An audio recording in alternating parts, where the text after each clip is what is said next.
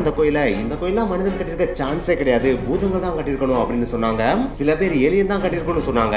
ஆனா வேறு சில பேர் இத பூதமோ ஏலியன்லாம் கட்டல, இத ஒரு மனிதன் தான் கட்டிருக்கணும், அதுதான் கரிகால சோழன் அப்படின்னு சொன்னாங்க. ஆனா இந்த குழப்பங்கள் எல்லாத்துக்குமே விடை கொடுக்கிற விதமா கிபி 1886 வருஷம் ஹல்ஸ் அப்படின்ற ஜெர்மன் நாட்டு ஆர்கியாலஜிஸ்ட் அந்த கோயில இருக்கிற ஒரு கல்வெட்டை மொழிபெயர்க்கிறாரு. அப்படி மொழிபெயர்த்தப்ப அவர் கண்டுபிடிச்ச ஒரு விஷயம் இந்த உலகத்தை அதிர்வடைய செய்தது.